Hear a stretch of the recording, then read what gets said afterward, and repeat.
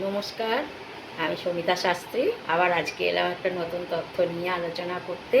সেটা হচ্ছে যে আপনারা মানে বাস্তুর বিষয়ে তো অনেক কিছুই অনেকে বলে বা করে থাকে। এবার নতুন কথা হচ্ছে যে আপনারা যদি বাস্তু নিয়ে আলোচনা করতে চান বা বাস্তু বিষয় নিয়ে জানতে চান, তাহলে আপনাদের ফার্স্ট হচ্ছে যে বাস্তু দেখে বাড়িঘর কিনতে হবে। কিন্তু এই মুহূর্তে তো বাস্তু দেখে বাড়িঘর অনেকের কেনা হয়ে গেছে, তারা আর কি করে চেঞ্জ করতে পারবে না। যারা কিনবে তারা অবশ্যই বাস্তু দেখে কিনুন, এটা আমিও আপনাদেরকে উপদেশ দেব।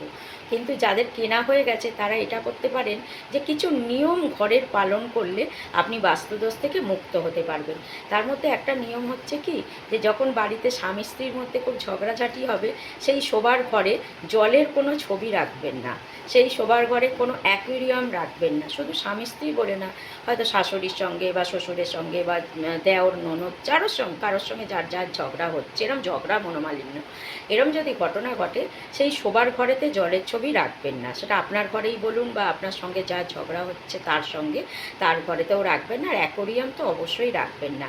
এগুলো একটু মেনে চলুন। সেই ঘরে আপনারা কি করবেন, মানে যাতে আপনাদের মধ্যে মিলমিশটা থাকে, ভালোবাসাটা থাকে, তার জন্য সেই ঘরে আপনারা পারলে কর্পূরের ধুনো দিয়ে একটু জ্বালবেন। অল্প কর্পূর হলেও হবে, ধুনো না হলেও হবে, কর্পূর জ্বালবেন সেই ঘরটাতে যে ঘরে ঝগড়া বেশি হচ্ছে। প্রতিদিন সন্ধেবেলার দিকে অল্প করে করে কর্পূর জ্বালুন।